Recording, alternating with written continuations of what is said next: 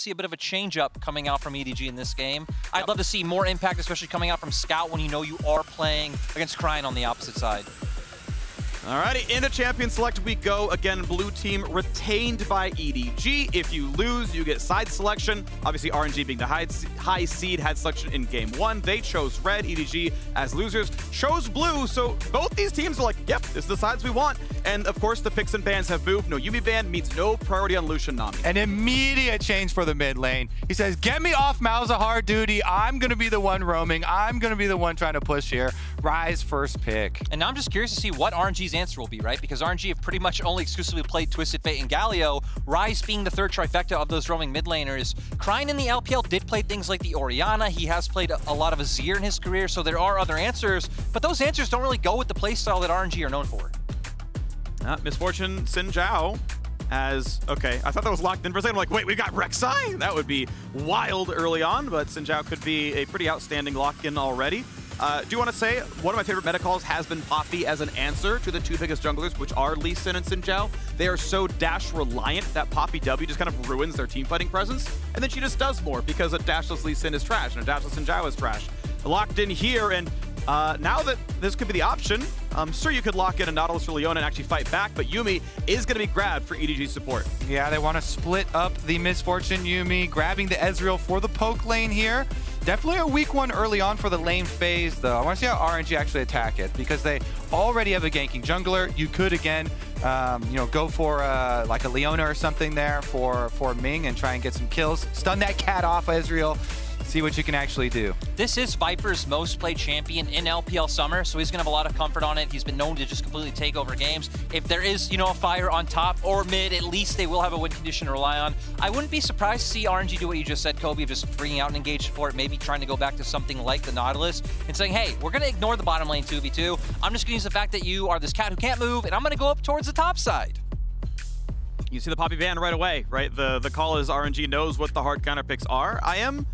I guess I'm not surprised that, you know, Yuumi was grabbed instead. She has been one of the most highly prized champions at Worlds so far, has translated to a lot of wins. So indeed, okay, the big counter pick's going away. We know EDG, whenever you're playing bot side, yeah, your weak side top pick of a Malphite. In fact, Poppy's doing double duty as a Jace counter and a Xin Zhao counter. Okay, those are off the table, but okay, Nautilus and maybe Leona, maybe a Thresh.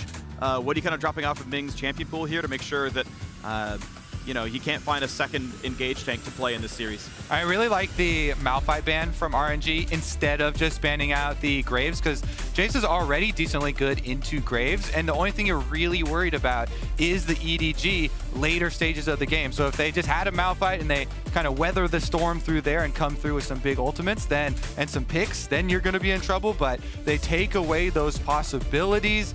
Should be support pick here and then force Flange to reveal his force Scout to reveal his blind. I wouldn't be surprised if, you know, once this gets locked in, because we do need to engage support, maybe for EDG, you just go towards an Irelia yourself, right? Go for that matchup that we saw that worked so heavily in your favor in game 1. You have the Yuumi in bot side, so you're going to be a champion with Gore Drinker who isn't going to be able to die. You're going to be set up for the 1-3-1 with the fact that you have the Ryze, and then you're just kind of left wondering, hey, what are we going to do with our jungle pick when a lot of the go-to champions have been taken away? Graves? Yeah, doing it anyways. Even though the Jace, especially if you have a Xin Zhao jungle and you can try and control early jungle pathing, you can get that push on the Graves early on and try and retain control. But that's locked. That's Annie mid as the answer to Ryze. I love it. I love it. Also because Cryin has been one of the players at Worlds that has received the most criticism for mechanics, and he's locking in Annie at Worlds. I mean, they're going to have a ton of bursts. It's going to be a ton of fun. We've been just wondering and questioning, what is this guy going to do once these champions are taken away? Yeah. And this came out of nowhere, guys. I did not know Cryin was a member of the Church of LS. This is exciting. I do want to say, above just being a fairly easy to execute champion that does provide similar things where you've got these stuns for your team and you are bringing that AP threat, it also has good roam potential now. When they change the Molten Shield to give the speed boost, Annie's best playstyle is actually roaming, just like all the other style champions that Cryan likes to run. So I'm here for it. I want to see it. We've got Antibot in NA, one of the legendary long-time North American players. So I want to see some Antibot here at Worlds. So it's been 6 years since we have seen Annie at Worlds. 2015 was the last time she was picked, and my instincts tell me it was probably at support back then. But you know what else hasn't happened in 6 years? EDG winning a quarterfinal. So I want to see if they can make this one happen. Spooky. Yeah, we get the transitions going on here. Yeah, been a long time for these two teams. I mean, we hit on it earlier, right? 10-1. That is RNG's record against EDG in the past few years. We're going to see if EDG can bounce back in this game too.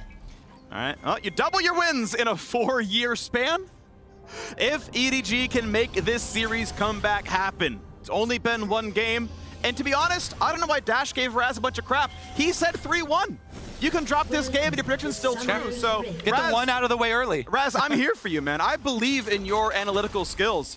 Anyone who said EDG 3-0, yeah, you guys are idiots. But everyone else, you know, on board with this series entirely. So, gonna see what happens here. MF, of course, highly prized. It's going lethal. Tempo is unusual for her, a little bit from what I can recall, but going for very team fight focus in this build. Also interesting that, like Kobe said, for Annie, it's all about roaming these days. Cryan did pick up the Predator himself. It's going to be all about influencing those side lanes. Their composition overall just has a ton of burst, so if they can catch any members of EDG out by themselves, they will instantly go down bullet time. A Tibbers coming out an accelerated shock blast. Just a ton of damage. This also means when you're running this type of strategy, your vision coverage around mid lane in the river is so important. This basically, both sides of this river vision are big objectives for both teams here, because if you let the other mid laner get that wave push and start to even threaten your side lane by dropping into Fog of War, your side lane then pays the price. They have to back off. They can't play as aggressively. They can't push in. If you're the Ezreal Yuumi, you don't get to go as aggressive with your poke. So both of them going to focus so heavily on controlling the river, because the river is how you transport your pressure. I also think when we're talking about river, right, the support matchup going to be so incredibly important. Of course, Viper and Mega should be able to have a bit of pressure early on, but once we hit that level 3 point with Ming, if he can find access, especially to the mid lane, keep Scout under turret, RNG should be able to keep up just permanent pressure on both sides of the river. Also, one of the most annoying things with Yuumi is, you know, the new playstyle where they're jumping off even more frequently than before. The hop off, the pop and block playstyle. Alistar with Q flash, you can catch him. Yes. Right when he hops off, you Q flash, they can't react to it. Actually, one of my favorite, like, really all-in surprise support matchups there. So if you bring your jungle pressure at the right time, Q flash when he jumps off to do the annoying harassment, then you can pull off some pretty big punishing plays. But as of right now, the poke remains king. So far, it is. It's okay, though. RNG going to do their best to keep their farm up. Obviously, we saw them win in a matchup they're supposed to be bullied as well, right? And that happened back in game 1, so we'll see if they can turn this one around this time around as well, as we just get through our first little bit. Decent bit of poke, decent bit of MF taking some farm, and Ming knows he's just getting scraps. Just going to grab melee minions whenever he can, and then wait for this cannon. And I feel like right now what I'm going to be looking at is when scuttles do come up, right? Because for now, EDG have pressure in all 3 lanes. Both jungles path towards the bottom side, so JJ should be able to pick that one up. Looks like Wei going to instantly make his way towards the top side, realizing, hey, I can't contest JJ, and we probably will just get a bit of a trade coming out. Oh, maybe not, though. Seems really difficult to fight bottom side, because Olaf is always going to be level 4. Your full clear is quick enough you can get here for 315, and their bottom is getting pushed in. All JJ has to do is wait for his team. Team is king in the game of jungle.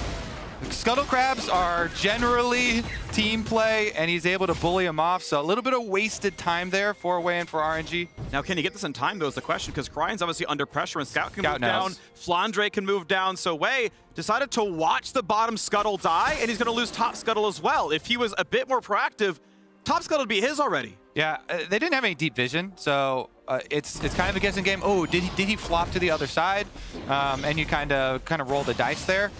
Does get outplayed. Dice come up in favor of EDG. They needed that, okay? Yeah. First game was definitely brutal. I think for EDG, this is what we're going to be looking at, especially mid-jungle. I feel like when you're thinking about EDG's like anchors in the early game, it has to be Scout and JJ coming in. Even more so when you look at this draft coming through. JJ, always been a bit of an Olaf player. I remember the first time I watched him in LPL was him playing Olaf, flashing over a red buff wall at level 2, I believe, and looking for a solo kill on Lee Sin. Didn't work out, was Go, super flash cool. stun. Gonna find the first setup on a Scout. Scout himself Doesn't has work. flash. He can easily dodge Way's combo, but may not even need to. Just runs in a straight line. Big brain right there. Immediately does not run towards tower, just turns around. All you have to do is run in the opposite direction of the jungler, and that is a flash for nothing.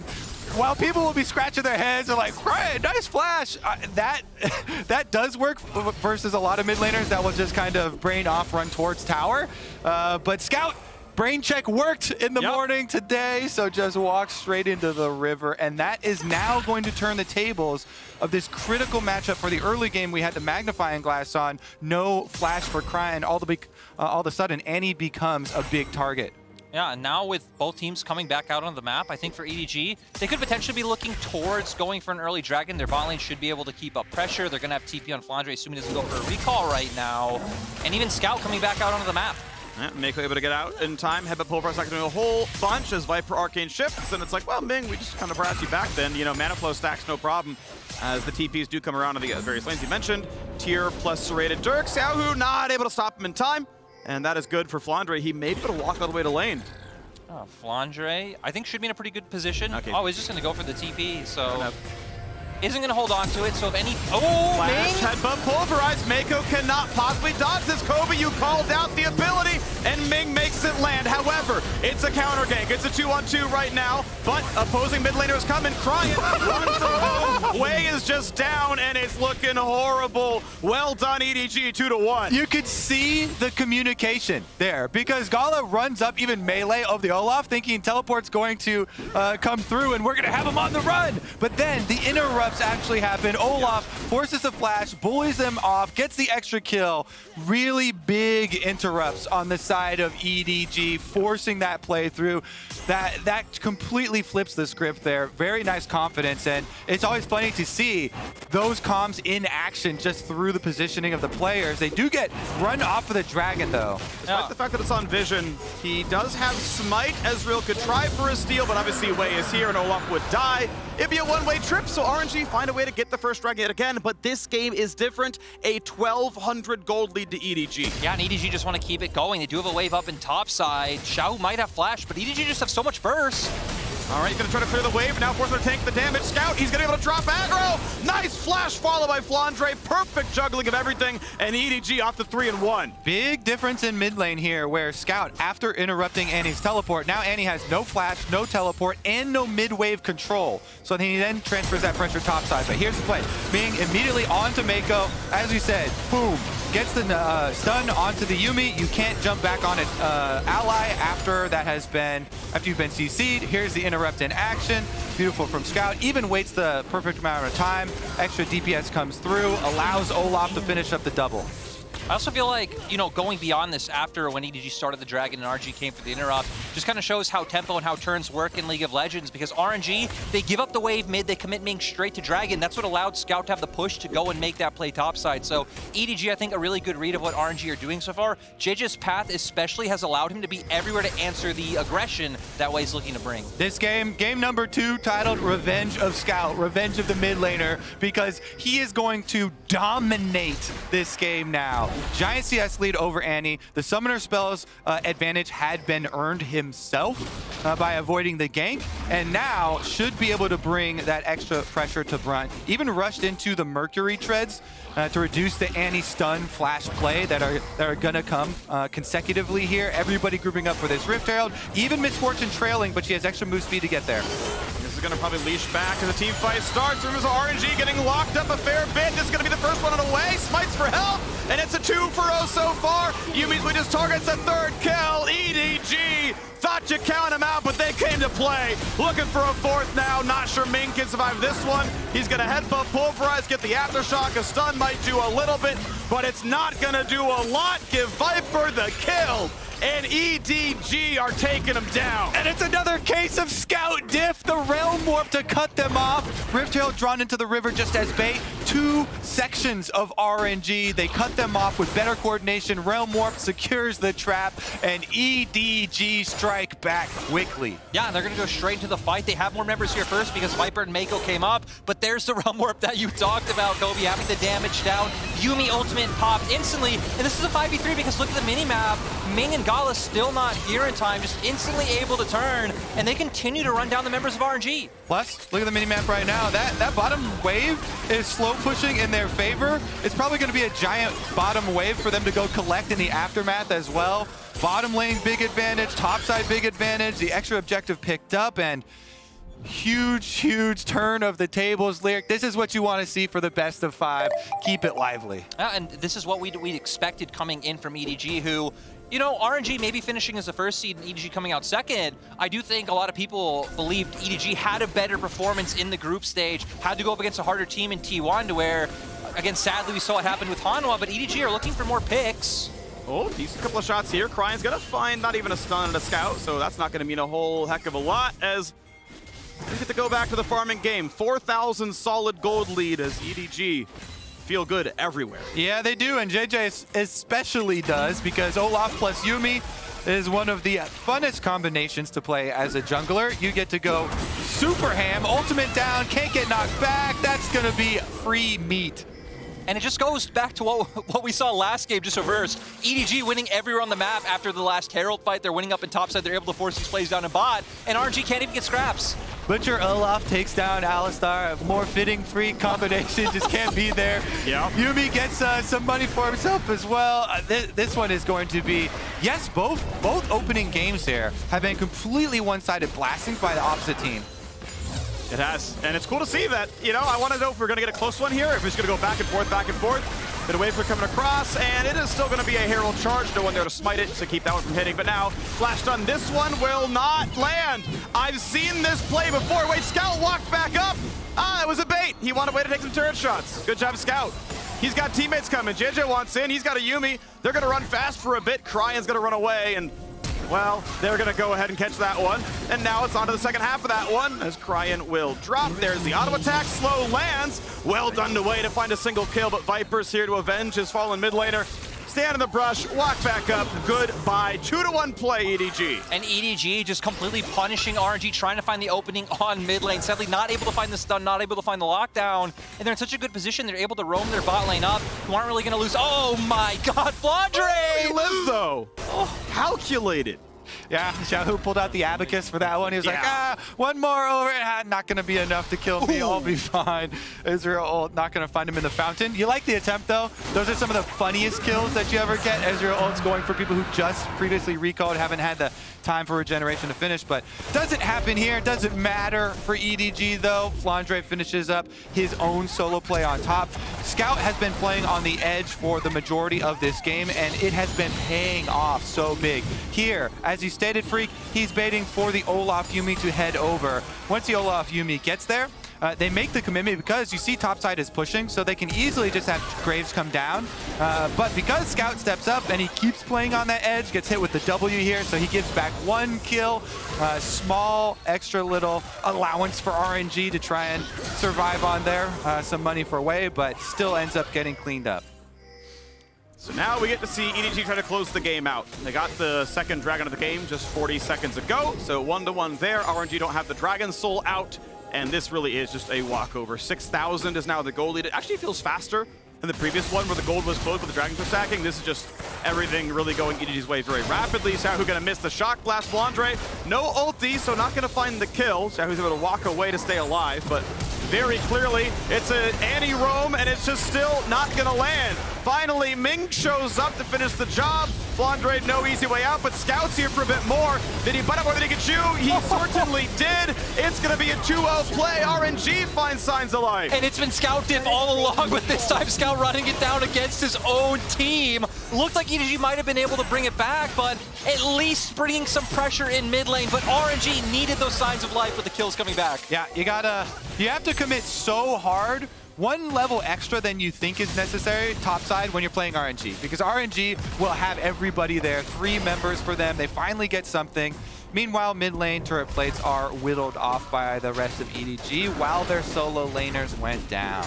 Even though this game looks like it should be EDG closing it out, I will say I feel like RNG's comp has better comeback mechanisms than EDG's comp did last time around. They have a frontliner in the Alistar. They have a lot of burst and lockdown to try to keep finding those picks like they just got.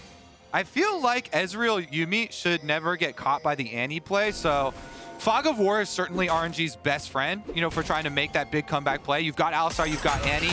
Those explosive initiations picks are what can get you back into it. But Viper has just been so good with his positioning. I don't see him getting caught. We'll see if EDG let a few more mistakes fall through the cracks, though. We did see him get caught last game, but I agree, Viper, especially when you give him Ezreal, very slippery. Have seen him 1v5 many games over in the LPL on this champion, and EDG are just playing so methodically, right? That they're continuing to tap pressure in mid and bot. They're looking to choke RNG out with vision, and for RNG, it's going to be sacrificing bot and trying to find this pick, but I think JJ is fine. Okay, ward control once again to play. Now we've got ourselves a battle, but he's unstoppable, and it's just not gonna matter. Honestly, trading ultimate for Annie ultimate is pretty big because Annie swings so much of the hope for RNG. Doesn't have flash right now, so that's probably why Cryan, you know, went for it there. And the threat on JJ was decent since the other two lanes were showing. Viper at tower plus bottom side. This time you got some cooldowns missing. It's a huge root coming across, but Way's able to take the front line. They will burn him down 1-0. Mako, with his CC'd recently enough, finally jumps back on a Viper. Ezreal will live, but here comes the rest of the squad as Flounder TP's in. Ming's gonna drop. A great shot comes across as Viper finds his 4th kill of the game. Cryan and Gala are running away as fast as they possibly can. Annie cannot get the sidestep. Flash is still on cooldown. This should be a chase available. Will it be a flash follow? Just the skill shots to land. Running as fast as he can. Viper lands the auto, and he wants one more. Gala is gonna fall, and EDG just keep taking everything off the map. One of the reasons it's so impressive playing against a team that has Yuumi that is so far ahead is that chase is always in their favor. The long range of the slow plus the speed up always guarantee you extra chase down kills if you win the opening of the fight. So well used there to pick up 2 more. It also just makes it so easy to kite out the enemy team, right? Being able to constantly throw out those Qs, the ultimate coming out. And for RNG, I can understand what they're going for. They know that they are pretty far behind, and we're going to see here JJ getting a bit ahead of himself. They did bait out the Annie ultimate, but still able to find the clutch engage coming in. They might have locked him down, but Way with a really nice flash. And I think if Ming would have had the CC to lock Mako down here, but we got another gank. And Flandre's got no flash, got no ult. His dash is on cooldown as well. Okay, they pop a shield bow, and he will actually trade Ming, but it still means a bunch of money earned by RNG, and it's a 1-for-1. RNG and sending more members to Xiaohu. Name a more iconic duo. Maybe mid lane and Viper outputting tremendous pressure. They actually draw out the Predator Annie attempt at a roam as well. And now for EDG, it's going to be easy. Just pivot to this Riptail. You can take this one. I'm surprised that they are trying to get hard vision control on top side because they do this so quickly. I would think you could even just pivot right back down to mid, force them off Dragon, and just take everything on the map. RNG actually allowed to get the bottom side, so okay, top side Herald, that's going to be, you know, top lane tier 1, maybe even tier 2 if you stick the members up there. Otherwise, though, it is RNG keeping the Dragon pressure away. It's going to be hard for them to find the soul themselves, but they are certainly delaying EDG's shot at it. Yeah, it does get a little bit dicey if you go a long ways down that road, but Viper, again, he's got this huge range advantage. He's so fed, and he has a Yuumi on his team. This Ezreal is literal god status. Unless there is some brush play that has the surprise Annie or Alistar and full commitment play, you have such a fun time playing this game with your extra range, with your mobility, and your map control. And they're doing a nice job of just continuously playing out with 2 lanes. Flandre making his way up as well, so EDG wanting to commit to sieging down this mid turret. RNG will have to go and send someone to answer sides. Right now, it's Xiaohu, he is TP, but bot wave is also going into RNG. 8,000 gold. It's getting bigger and bigger. Okay, no Dragon Soul, but Baron's up in a minute and a half. And I don't know how RNG wins the teamfight around that. Viper even Arcane shifts forward. So fearless, but Cryan's gonna flash in for the stun and a bullet time. And that fear was maybe warranted. It's gonna be Way diving in. Will Flandre die? Flash to safety for a second, but finally shut down. 4 versus 3. Can the chase even happen? As the ult's gonna end soon for Jeja. And now they might get that little bit left. As Scout and Mako try to peel him from the team. That's gonna happen. Back on the way. They find the root. They find big damage on a Scout. Nearly the kill, but not quite. Ooh, close to over chasing here, but huge punish. Viper, you arcane shift forward. You gotta be expecting Crying's gonna flash at you. Viper does not flash. You spent all game hyping him up. He can't die. He spends Viper on the Ezreal, has splashes, everything. But RNG capitalized. That's your super fed 6-kill Ezreal with double summoner spells. Just arcane shift forward right into the Annie. Credit to Crying though. You know, they're boxed up. They're gonna take a bunch of poke if he doesn't do this. And he arcane shifts forward, and in the ultimate animation there, no summoners blown by Viper, so huge opening here. And once they get the kill onto the Ezreal, RNG are just saying, oh, this is our chance, come back, get as much as you can, so try and chase it down. Yeah, but are still a little bit behind, but I feel like for RNG, I mean, all of these are wins, right? The fact that they keep getting these trade kills or picking up these kills at all, EDG haven't been able to commit to playing out through side lanes, extending through and looking for picks. Just small mistakes, whether it's been leaving Flandre alone on top side while not having anything to take on bot, or very obvious ones like that. The problem is they're only small mistakes. RNG have not converted a single kill into a meaningful objective. It's still 0 turrets for the team. None of them are even below half health. Well, Mako's got him on the next one with his Mikhail's Crucible done here, so there we go. Next time around, just cleanse that stun right off. Nice little fancy feat by Wei. Uses the blast plant to guarantee no one's going to be in danger. Okay, fine, but Gall obviously having to play safely, puts down the wind, and there we go. Finally, a turret goes down. RNG find a split push play, but will it cost them mid lane tier 2? Xiaohu not going for the TP just yet. They go for the bullet time. Huge damage. Viper just stays alive. Oh, he's down to the ignite, and it's a 5v4 on the map. Xiaohu is just pushing in the bottom lane, so you can play this one slowly and get another turret. That was massive for RNG. How hard did we curse Viper? This is insane. Again, 4 versus 5. They find the pick onto Viper. Xiaohu got to push the entire time there. Jace takes bottom side turret. He might pay for it with his life. Yeah, it's a 1v3. I don't know how you live with this one. He can't even TP. Rise could always stun him. The damage isn't going to amount to RNG are going to Baron though. Much anything, so how long is it going to take? Scout's TP is down. Graves has it. He can't bring Mako, but the problem is they've been scouted out. Jia is around, and indeed, that's going to be Flandre TPing, so nothing to be had here. I think EDG themselves should just go straight to Baron. Xiaohu still has a long death timer. I'm a bit surprised they're not going to commit. This is getting really interesting, though, because with now double teleport advantage for RNG and them showing that they have the capabilities of continually picking off Viper, now no summoner spells, and Mikhail's is on cooldown. Everything was used. They're going to have to use their teleports here from RNG to get out there quick. 3 ults down, 3 ults down. RNG don't have the team fight button, so the goal is going to be the difference. Wei, does it happen? Is it going to be the steal? It is not. He was eliminated in groups, so it's going to be EDG taking the Baron and taking the fight. Really nice coming out from EDG. They've been making a ton of mistakes, but they capitalize on the one that matters. They take down Xiaohu, and I'm glad that they recognize that they were able to take this Baron. I just love that this game has turned into quite an action-packed party here with RNG making multiple comeback picks to set themselves up. As you said, though, EDG, they remain calm even in the face of those. Pick off bottom side when Xiaohu is dead during the death timer, force on the Baron. Even though he had teleport, they had the timer there, barely finishing it off before he revives and are easily able to transfer with Baron empowered recalls, resetting right back to Dragon, even those up 2 for 2. Well, EDG, yes, as you mentioned, tying the Dragon score. Rebel Baron power play almost 2,500, and we expect to see a bit more. I expect an inhibitor turret to crack. Mid lane tier 2, it's on its last legs. That's a virtual guarantee here. But I need to see what the team fights look like, because RNG have found the engages, the stun lock combos as Viper arcane shifts forwards. He knows, and he's clearing waves in top side. Everyone else I can react to, no problem. Can he? Because Ming is going to look for the play if Crying is not there, and they have found it in back-to-back plays. And Viper's no sums this time around, so there's no better time to look for a play. I'm just not sure they have the damage with Viper stacking armor. I think Annie has to be part of the combo, or he just lives.